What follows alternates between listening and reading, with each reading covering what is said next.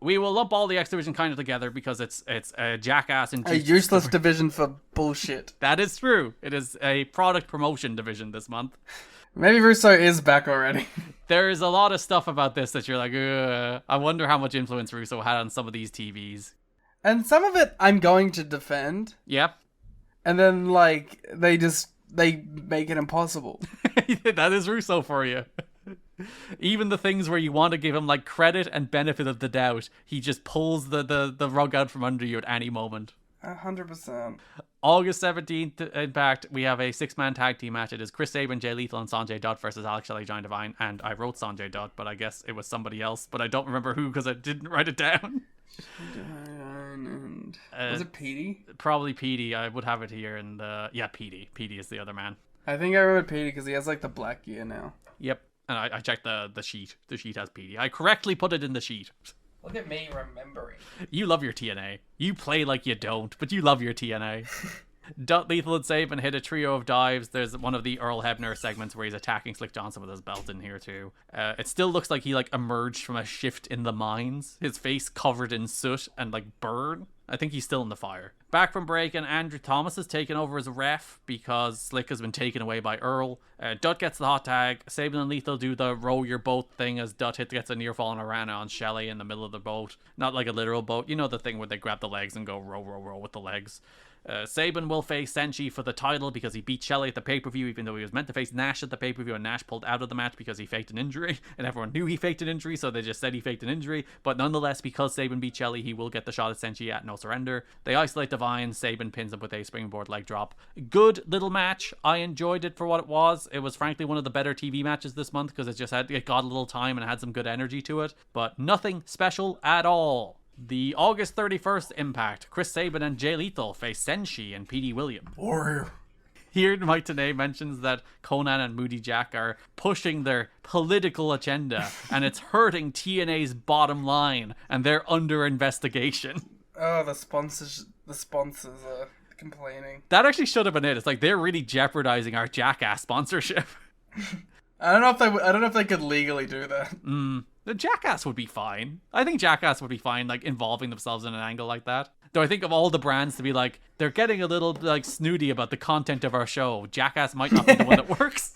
God, I wish they could have got a Jackass, like, person to show up. Yeah, like, if you're gonna invest that much in the Jackass story as being, like, the story of the X Division, you damn well better get Steve or Johnny Knoxville on your show, you know? Yeah, but, like, they're doing Raw. They're not that famous in 2006. They literally did Raw in 2006, didn't they? Well, they did it as, like, during the guest host era, didn't they? The Umaga thing was, like, 06, wasn't it? Maybe they did. Maybe TNA got the sloppy seconds. What was the year? It was 2006, October. It was right after this? Mm-hmm. Oh, that's a dagger to the heart. So, look at you, huh? That would be so galling to be like, we devoted, a month of our like premier division, our trademark Spike division. TV. We sullied it with your Jackass bullshit, and the month later you sent the stars to WTV. Oh no. And then they're gonna go work a match with Umaga. Sabin goes for a baseball slide as Senshi hits a rolling liger kick and then just kind of boops Senshi with his foot instead because he mistimed it. It's funny.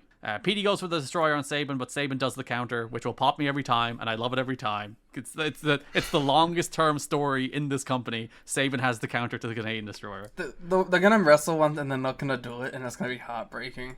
Literally, I'll fall on the floor and be devastated. Or because they wrestled in like 2013. Like, they'll do it then, and I will lose my fucking mind. Well, we'll have to see. Will it be depression or will it be excitement? Sabin hits the future shock as Senshi just stares him down instead of saving Petey because they weren't getting along in the three-way match at Hard Justice, and they still aren't getting along here. So the next week, September 7th. Which, the thing that makes me think there was some kind of creative pivot for the second set of TV tapings this month is that it was taped as blocks of 3 and 3, and all the Jackass stuff comes in that second block of 3.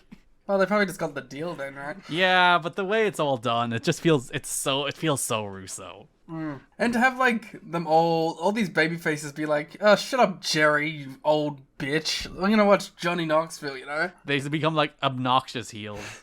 Like the guys who are, like, ride or die for Jerry like months beforehand. And now stop being like, an old man. Like, dude. oh, you have to fight Kevin Nash. He's disrespecting the division, and they're like, hell yeah, Jerry, let's fucking go. And then it's like 4 weeks later, they're like, shut up, you old nerd. We need to watch our TV shows and play our video games. But like, honestly, like, despite it being like dorky, it's like it does feel like Motor City Machine Guns Chris Sabin to me, so I'm cool with it. This is his heel turn. Like, he is a heel after this. It's a really weird heel turn. Because like his heel turn is, I'm gonna play video games. It is like a double turn with Senshi this month, but it's a very strange way to do it. Again, coming off of X-Division Defender Chris Sabin. The whole idea, yeah, that he was supposed to conquer Nash and go on to triumphantly gain the X-Division title again, and he turns heel immediately. The X-Division are backstage. They're watching Jackass number 2. Hell yeah. Jerry Lynn comes in. The best Jackass. Is that your favorite? Yeah. I've never seen a full Jackass movie. What the? You need to Jackass-a-thon. I probably do. I've watched like bits and pieces and obviously like compilations and some of the TV show because it was popular while I was growing up, but I've never actually sat down and watched a Jackass movie. Jackass 1 through 4. Those are the good ones? Yeah, they're the only ones, so yes. Rank them. Or do they all kind of blend? 2, 4, 1, 3. So they kind of turned it around come 4? I mean, like, they're all good. It's just like 4 is a remarkable, like, how did they still do it, you know? Yeah, maybe they shouldn't be. Jerry Lynn comes in, and he's chastising Sabin, Lethal, and Dutt for watching the movie. Sabin is like, I'm getting my ideas from it. Lynn gives up and leaves, and then they watch a bull gore Knoxville and laugh. There's just like a group of stoners now. That is kind of it. That is the vibe. How old was Chris Sabin at this time? Probably like late 20s. He's 82. So what's... That would make him 24, mid-20s. Yeah, okay. It's a perfect age for it. I was a little disappointed that they showed the clip of Johnny Knoxville being gored a couple times, and no one made a gore reference. Yeah, if Shelly was there. That's a Shelly bit, 100%. Yeah. Rhino's on your show. Crossover. That should have been the crossover. He goes to Johnny TNA. Knoxville getting gored. Yeah, and he starts getting gored by Rhino instead. No, they should have done like a 1-for-1 recreation of the skit. Yes. But have Rhino be there instead, beating him up. Be really good. See, they should have brought us here. We would have fixed it. We are creative. Someone sign us. We'll save your company. September 14th Impact. Chris Sabin faces Alex Shelley. It's fine. Again, they get no time. It's one of the, like, these matches. We should stop like having any opinions. Just like, we're gonna talk about the matches. We're not gonna give you any opinions unless it's something worth talking about. If you look at my notes here, there is not a single thing about a move that happened in the match other than the finish. Yeah. Because, like, who cares? Like, it's the same thing as Abyss and Raven. It's like, nothing about the quality of this match is these men's fault. They were sent out there for 4 minutes to wrestle before they did an angle. The match doesn't matter. So, TNA speculates about where Johnny Devine is and where the camera might be, because Devine doesn't come out with Shelley here. They showed a replay of the X-Division watching Jackass number 2 last week. We also have, like, Jackass number 2 sponsorship around, like, the side of the ring and on the apron. And on the outskirts of the ring. It's on the ring mat, but on the sides. Senshi watches on from the top of the ramp. Dutt and Lethal emerge from the tunnel with Johnny Devine on a shopping cart. Inspired by the Jackass they watched, they run Johnny Devine down the ramp in the shopping cart as fast as they can. That's crazy. They send him crashing into the ring post at full speed, which crotches Shelley up top and allows Sabin to pin Shelley with a cradle. It's a good finish, to be fair. Yeah, credit to Devine, who takes that full force bump. Like, they run that shopping cart down that ramp as fast as they can, and that collides with the ring post, and there's only one place Johnny Devine is going, and he sends himself flying. So fair play to him. He has committed to the Jackass of it all. X-Division champion Senshi was not able to wrestle at the Impact taping on September 4th, which was taping the back 3 episodes of this pay-per-view cycle. TNAWrestling.com reported that Senshi wore a neck brace at the taping after being diagnosed with a grade 2 whiplash. That level of whiplash indicates decreased range of motion in the neck with slight physical damage or tenderness. It hurts like hell, he told TNA's website. My range of motion is very limited. Senshi is expected to defend the X-Division title against Chris Sabin at No Surrender. Jeremy Borash came up with the idea of having Jay Lethal, Chris Sabin, and Sanjay Dutt watch the Jackass movie footage backstage and use Jackass tactics against Johnny Devine. Although X-Division wrestlers take heat for their matches being undisciplined high spot fests, what the fuck else are they meant to do in 4 minutes, by the way? Fuck off. Head Booker DeMore preaches that the rules are different for the X-Division guys, and their role is primarily to provide thrilling mid-card action rather than tell realistic stories in their matches like the heavyweights are supposed to. I would argue the heavyweights aren't doing that either. Yeah, I don't know. I mean, again, what criticism can you give any of the TV stuff right now? They don't exist. They're matches that barely exist. If they ever get any time, they're pretty good normally. They're good wrestlers. It is Alex Shelley and Chris Sabin and Petey Williams and Jay Lethal and Loki and Sanjay Dutt. They're all really good. No one has any doubt about that, but they're not given any chance. We had a series of vignettes through this month hyping that a star will be born at Bound for Glory. That's right. Lady Gaga. This is her moment? This is where she came from? She'll be here. A star with 2 R's will be born at Bound for Glory in Detroit. A-Star. Austin Star. Is that who it is? Is that could it be? My God. My favorite character. Have I cracked the code? You're like the Chris Jericho. that Jim Ross thing. What? The video where it's like, who is it? Who is it? Goldberg! Goldberg! Oh, you son of a bitch! Is it? Save Austin! It's Save Austin! He's here now! I'm delirious. No, he's a wrestler. He's not around. It's delirious! It's delirious! It's here! That is Austin Aries. He'll be returning at Bound for Glory. For some reason, they changed his fucking name. September 21st, Jay Lethal faces Petey Williams. Okay. They show replays of the Destroyer during Petey's entrance, and Dawn mentions it's like an optical illusion. Okay. Which it is. That's wrestling, Dawn. It's all an optical illusion. They also replayed the Divine Carts incident, so at least I do like TNA are really good for that. The incident. Like, very rarely will a thing that happen on the show that where, like, if someone takes a bump like that, they will show it the next week. If Abyss punches some thumbtacks, if Divine takes a bump into the post, like, they will get more mileage out of that than just a one-off thing. PD goes for the Destroyer. Dutt and Sabin walk out. Lethal gets a bowling ball. He bowls the ball into PD's groin because PD's seated in the corner because Jackass, and then Lethal gets the pin. Senshi is interviewed by JB later in the show. He is not amused by these Jackass antics. Sabin, Lethal, Dutt walk up. They're like, we're just trying to have fun, man. Lighten up. Sabin then does a bad Senshi impression that Dutt laughs way too much at. And as we have illustrated, Senshi is the easiest wrestler to imitate in the world. You just have to say, Warrior. Warrior. Oh, he hasn't done the Nash promo yet. No, that's end of the year. Yeah, Warrior. Then it becomes the easiest impression of all time. Sabin says he enjoyed him in Bloodsport though and walks away. So Sabin, Lethal, and Dutt are all heels now. Lethal and Dutt aren't.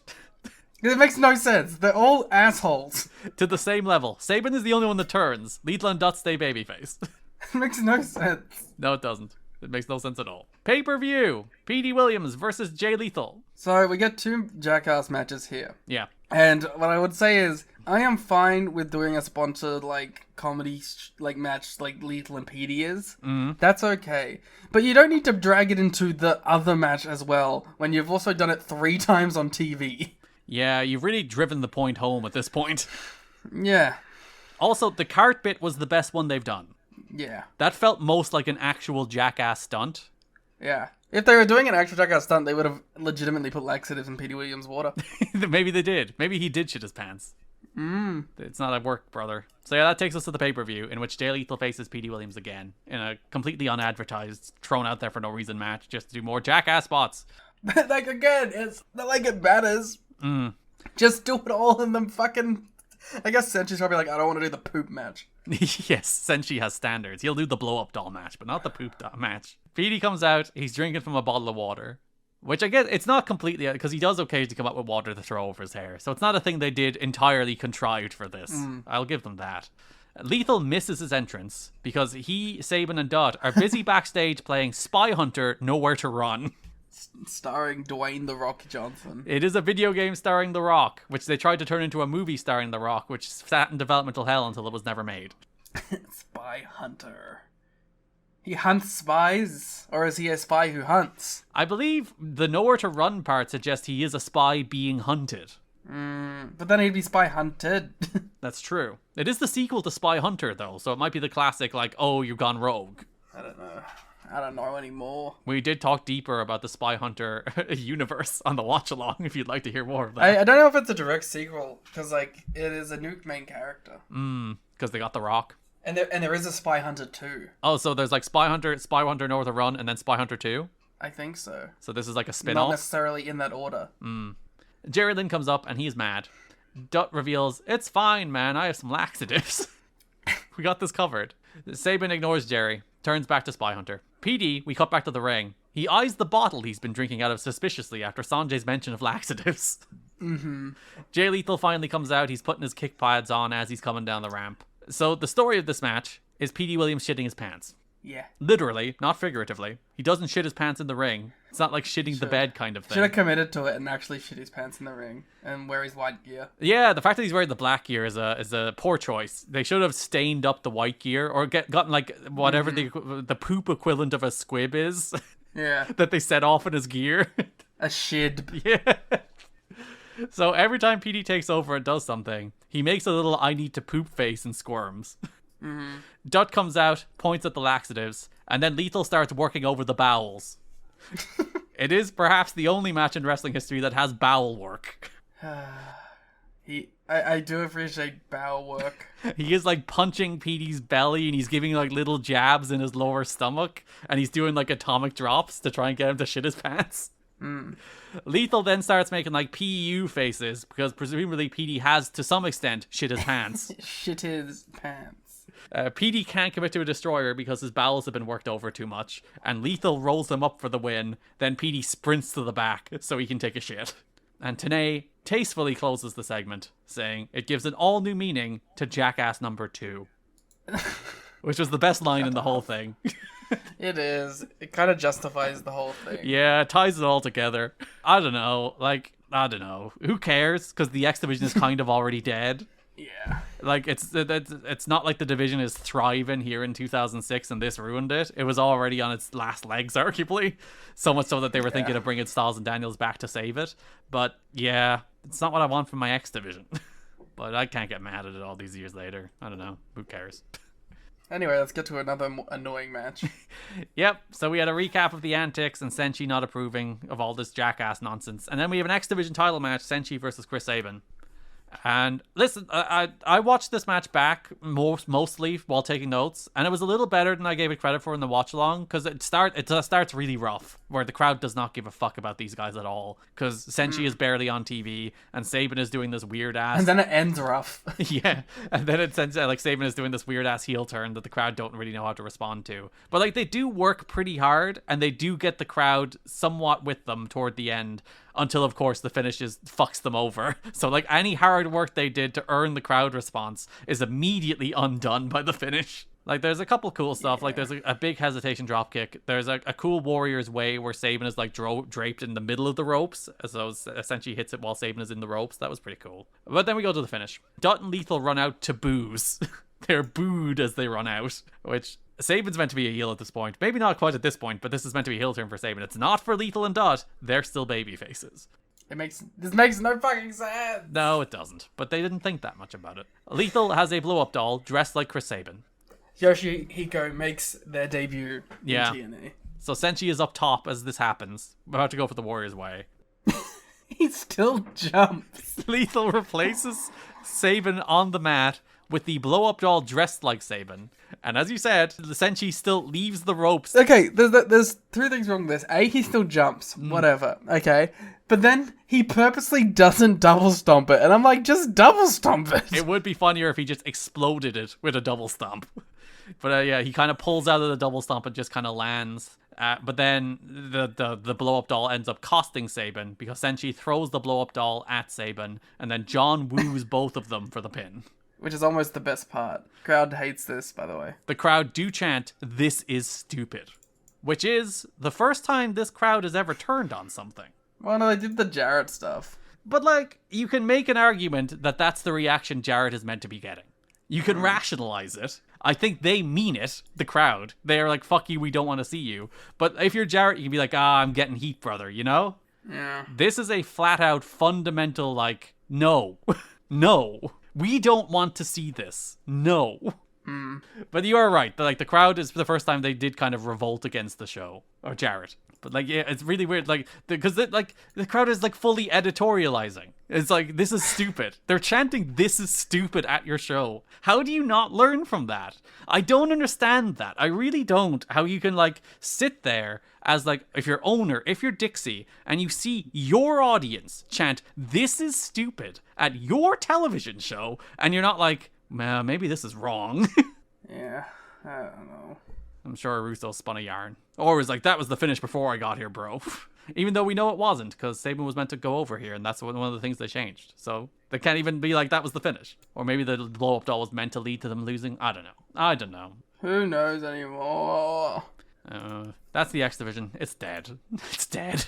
It's dead. It's so over. It has never been more over for the X-Division. Because even in the like doldrums of the 2003 push, or like the post-Styles Lynn Loki era, they were at least trying. They were like, you know, giving them like matches and shit, and trying to be like, this is the new year of the X-Division. This is just, it's over. It's dead. The X-Division's done.